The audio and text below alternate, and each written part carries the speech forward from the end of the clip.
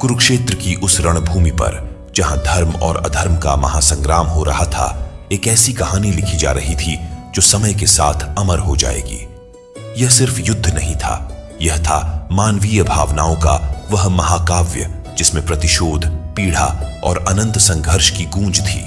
इस महायुद्ध के बीच भगवान श्री कृष्ण, जो स्वयं सत्य और धर्म के प्रतीक हैं, और अश्वत्थामा, जो अपनी अमरता के शाप से बंधे हुए हैं, का आमना सामना हुआ। अश्वत्थामा, जिनकी आंखों में एक ओर प्रतिशोध की आग थी तो दूसरी ओर उस पीड़ा की गहरी छाप जो उन्हें हर पल याद दिलाती थी कि उन्होंने क्या खोया है। भगवान कृष्ण की शांत, दयालु दृष्टि में वह अपार प्रेम था जो हर आत्मा को अपने शरण में ले सकता है, फिर चाहे वह कितना भी भटक चुका हो। लेकिन अश्वत्थामा के दिल में जलते हुए क्रोध और दर्द का सामना क्या इस दिव्यता से हो सकता था? यह सिर्फ एक संवाद नहीं, बल्कि आत्मा का वह युद्ध था जो धर्म और अधर्म के बीच की रेखा को स्पष्ट कर रहा था। श्री कृष्ण की वाणी में वह मिठास थी जो अशांत मन को भी शांति दे सके, और अश्वत्थामा के चेहरे पर वह उलझन जो उनके भीतर के द्वंद्व को उजागर कर रही थी। इस कहानी में छिपी है मानवता की वह गहरी सच्चाई जो हर युग में हमें सोचने पर मजबूर करती है कि सही क्या है और गलत क्या। आइए इस महाकाव्य की शुरुआत करते हैं और जानते हैं उस क्षण की गहराई को जो इतिहास में हमेशा के लिए अंकित हो गया। महाभारत, जो भारतीय महाकाव्य की आधारशिला है, न केवल एक धर्मयुद्ध की कथा है, बल्कि यह धर्म और अधर्म, सत्य और असत्य, निष्ठा और छल की जटिलताओं से भरी हुई एक महाकाव्यिक कहानी भी है। इस महाकाव्य में अनगिनत पात्र और उनकी कहानियां हैं, जिनमें से कुछ ने सदियों से लोगों के दिलों में अपनी जगह बना ली है। ऐसे ही एक पात्र है अश्वत्थामा, एक ऐसा योद्धा जो अपने साहस और कौशल के लिए प्रसिद्ध था, लेकिन जिसने अपने जीवन के अंत में एक ऐसा श्राप प्राप्त किया जिसने उसकी अमरता को पीड़ा में बदल दिया।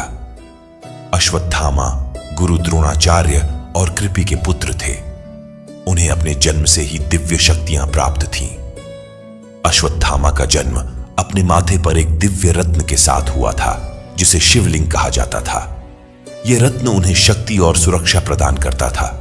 उनका जन्म ही इस बात का संकेत था कि वे एक महान योद्धा बनेंगे। उनका नाम अश्वत्थामा रखा गया, जिसका अर्थ है घोड़े की आवाज, क्योंकि उनके जन्म के समय घोड़े की आवाज सुनी गई थी। अश्वत्थामा का बचपन उनके पिता द्रोणाचार्य के संरक्षण में बीता।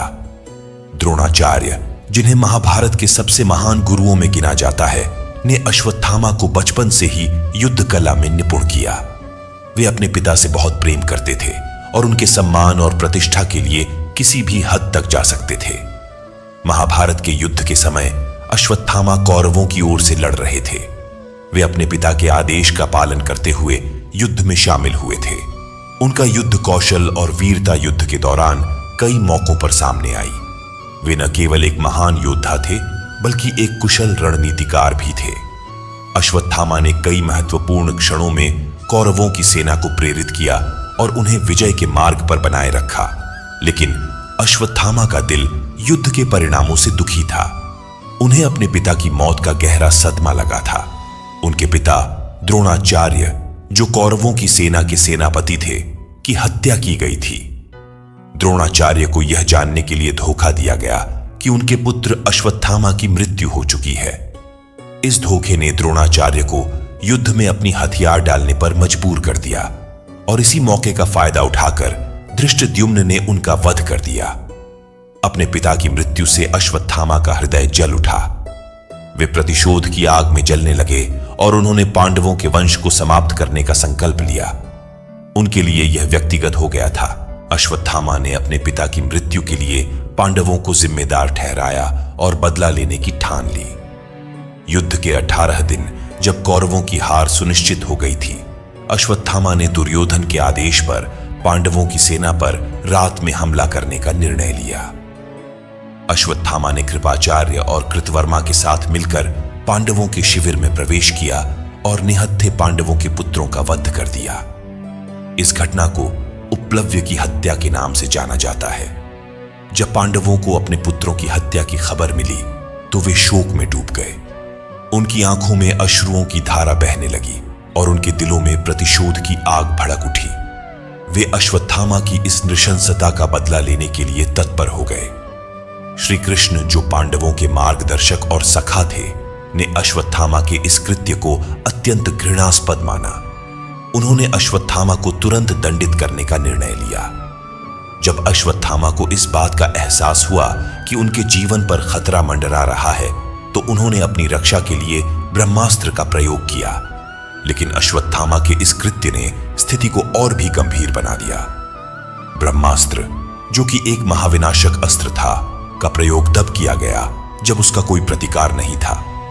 इस अस्त्र का प्रयोग केवल युद्ध के अंतिम उपाय के रूप में किया जाता था और इसके परिणाम स्वरूप दोनों पक्षों के लिए अकल्पनीय विनाश हो सकता था। श्री कृष्ण ने अश्वत्थामा को इस कृत्य के लिए तुरंत रोका और उन्हें श्राप दिया। श्री कृष्ण ने कहा, अश्वत्थामा, तुमने अपने क्रोध और अहंकार के वशीभूत होकर अधर्म का मार्ग अपनाया है। तुमने निर्दोष बच्चों का वध किया है और इस प्रकार मानवता का अपमान किया है। मैं तुम्हें श्राप देता हूं कि तुम अनंत काल तक इस पृथ्वी पर भटकते रहोगे बिना किसी मोक्ष के। तुम्हारा यह रत्न तुम्हारे माथे से निकाल लिया जाएगा और तुम हमेशा इस पीड़ा को झेलोगे। तुम अमर रहोगे, लेकिन तुम्हारी अमरता एक श्राप होगी जिससे तुम कभी मुक्त नहीं हो पाओगे। श्री कृष्ण के श्राप के बाद अश्वत्थामा से उनका दिव्य रत्न छीन लिया गया और वे अमर हो गए। लेकिन यह अमरता उनके लिए कोई वरदान नहीं, बल्कि एक श्राप बन गई।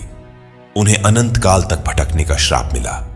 उनके माथे से रत्न के हटते ही उनका शरीर क्षय होने लगा और वे दर्द और पीड़ा में जीवन बिताने लगे। अश्वत्थामा का शरीर धीरे धीरे क्षत विक्षत होने लगा। उनका रक्त बहने लगा और वे असीम पीड़ा में जीने को मजबूर हो गए। उनके शरीर में इतनी पीड़ा थी कि वे दिन रात कराहते रहते थे। उन्हें न तो भोजन की तृप्ति होती थी, न ही जल की। उनका शरीर एक मृत शरीर जैसा हो गया था, लेकिन उनकी आत्मा उसमें बंधी हुई थी। अश्वत्थामा के लिए यह अमरता एक अंतहीन पीड़ा बन गई। वे अनगिनत वर्षों तक इस श्राप को झेलते रहे, अपने किए गए कर्मों का फल भुगतते रहे। वे जंगलों में भटकते रहे, लोगों से दूर, एकाकी और निराश। उनकी पीड़ा इतनी गहरी थी कि वे बार बार मृत्यु की कामना करते थे, लेकिन मृत्यु भी उनसे कोसों दूर थी। कई लोक कथाओं और पौराणिक कहानियों में यह माना जाता है कि अश्वत्थामा आज भी जीवित हैं और भारत के कुछ हिस्सों में भटकते हैं।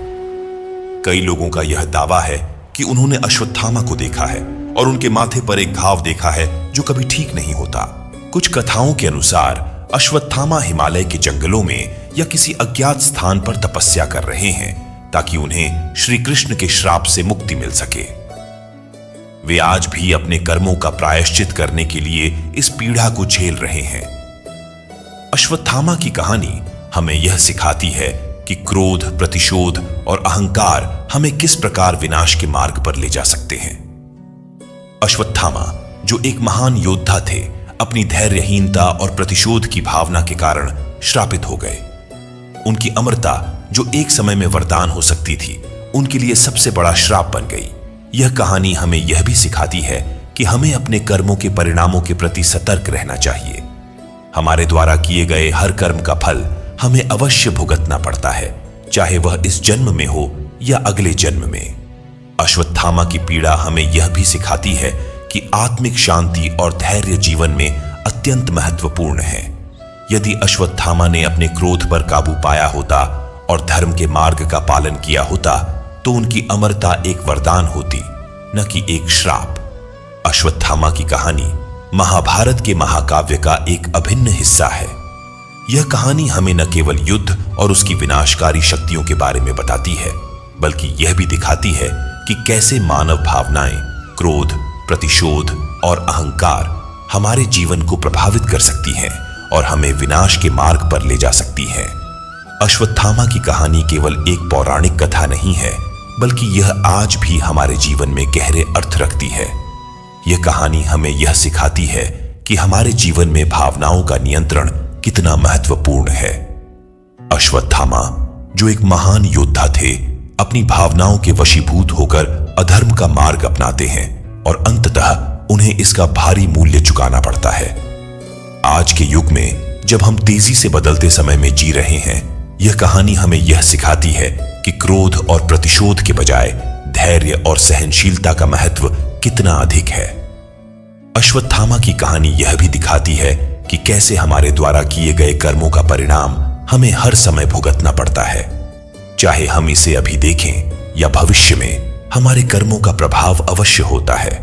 यह सिद्धांत कर्मयोग का आधार है, जिसे महाभारत में भगवान कृष्ण ने बहुत अच्छे से समझाया है। वर्तमान समय में जब लोग अपने व्यक्तिगत और पेशेवर जीवन में असंख्य चुनौतियों का सामना कर रहे हैं, अश्वत्थामा की कहानी एक महत्वपूर्ण पाठ के रूप में सामने आती है। यह हमें यह याद दिलाती है कि हमें अपने कर्मों के प्रति सतर्क रहना चाहिए और हमेशा धर्म के मार्ग पर चलना चाहिए, भले ही परिस्थितियां कितनी भी कठिन क्यों न हो। अश्वत्थामा की अमरता, जो एक श्राप बन गई, को आध्यात्मिक दृष्टि से भी देखा जा सकता है। यह अमरता केवल एक शारीरिक स्थिति नहीं है, बल्कि यह एक मानसिक और आत्मिक स्थिति भी है। अश्वत्थामा को अपने गलत कर्मों का प्रायश्चित करना पड़ा और यह अमरता उनके लिए आत्मा की शांति प्राप्त करने का एक कठिन मार्ग बन गई। आध्यात्मिक दृष्टि से यह कहानी हमें यह सिखाती है कि आत्मा की शांति और मुक्ति केवल धर्म के मार्ग पर चलकर ही प्राप्त की जा सकती है। अश्वत्थामा का जीवन इस बात का उदाहरण है कि अधर्म के मार्ग पर चलकर भले ही हमें क्षणिक सफलता मिल जाए, लेकिन अंत में हमें इसका दुष्परिणाम भुगतना ही पड़ता है।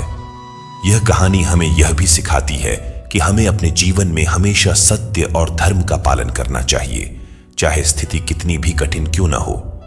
अश्वत्थामा ने अपने क्रोध और प्रतिशोध के चलते जो गलतियां की, वे हमें यह सीख देती हैं कि हमें अपने भावनाओं का सही दिशा में उपयोग करना चाहिए और अधर्म के मार्ग पर कभी नहीं चलना चाहिए। अश्वत्थामा की पीड़ा केवल उनके शरीर तक सीमित नहीं थी। यह पीड़ा उनकी आत्मा की थी, जो उनके किए गए कर्मों के कारण उन्हें भुगतनी पड़ी। उनका जीवन एक अनंत यात्रा बन गया, जिसमें वे अपने गलतियों का प्रायश्चित करने के लिए भटकते रहे। उनकी यह यात्रा हमें यह सिखाती है कि आत्मा की शांति और मुक्ति केवल धर्म के मार्ग पर चलकर ही प्राप्त की जा सकती है। अश्वत्थामा की कहानी यह भी दिखाती है कि हमारी आत्मा हमारे कर्मों का परिणाम भुगतने के लिए बाध्य होती है। चाहे हम इसे इस जन्म में भुगतें या अगले जन्म में, हमारे कर्मों का फल हमें अवश्य भुगतना पड़ता है। अश्वत्थामा की पीड़ा हमें यह सिखाती है कि हमें अपने जीवन में हमेशा सतर्क और सचेत रहना चाहिए और अपने कर्मों को सोच समझकर करना चाहिए। अश्वत्थामा की कहानी का समापन केवल एक श्राप और पीड़ा के साथ नहीं होता। यह कहानी हमें एक महत्वपूर्ण संदेश भी देती है। यह हमें यह सिखाती है कि जीवन में धर्म और अधर्म के बीच का अंतर समझना और धर्म के मार्ग पर चलना कितना महत्वपूर्ण है। अश्वत्थामा का जीवन एक उदाहरण है कि कैसे अधर्म का मार्ग हमें विनाश की ओर ले जा सकता है और हमें अंतहीन पीड़ा में डाल सकता है। अश्वत्थामा की विरासत एक चेतावनी के रूप में हमारे सामने आती है।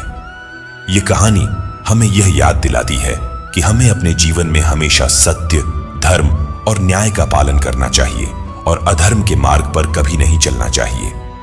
चाहे परिस्थितियां कितनी भी कठिन क्यों न हो, हमें हमेशा धर्म के मार्ग पर अडिग रहना चाहिए। महाभारत का यह पात्र अश्वत्थामा हमें यह सिखाता है कि आत्मा की शांति और मुक्ति केवल धर्म के मार्ग पर चलकर ही प्राप्त की जा सकती है। उनकी कहानी एक अनमोल धरोहर है, जो हमें जीवन के महत्वपूर्ण पाठ पढ़ाती है और हमें सही और गलत के बीच का अंतर समझने में मदद करती है। अश्वत्थामा की यह कहानी महाभारत के महाकाव्य का एक महत्वपूर्ण हिस्सा है और हमें यह सिखाती है कि जीवन में धर्म का पालन करना कितना महत्वपूर्ण है। इस महाकाव्य की गाथा ने हमें यह सिखाया कि जीवन में कुछ भी स्थायी नहीं है, न तो शक्ति न ही प्रतिष्ठा। अश्वत्थामा, जिनके पास अमरता का वरदान था, वह भी इस सत्य से अछूते नहीं रह सके। उनकी अमरता एक शाप बन गई और उनके हर कदम ने उन्हें उस दर्द और पीड़ा की ओर धकेल दिया जिसे वह जीवन भर सहते रहे। भगवान श्री कृष्ण, जो धर्म और सत्य के प्रतीक हैं, उन्होंने हमें दिखाया कि चाहे परिस्थिति कितनी भी कठिन क्यों ना हो, धर्म का मार्ग ही सही है। अश्वत्थामा का क्रोध, उनका प्रतिशोध और उनकी अंतहीन पीड़ा हमें यह याद दिलाती है कि अधर्म का मार्ग चाहे कितना भी आसान क्यों न लगे, उसका अंत हमेशा दुखदाई होता है।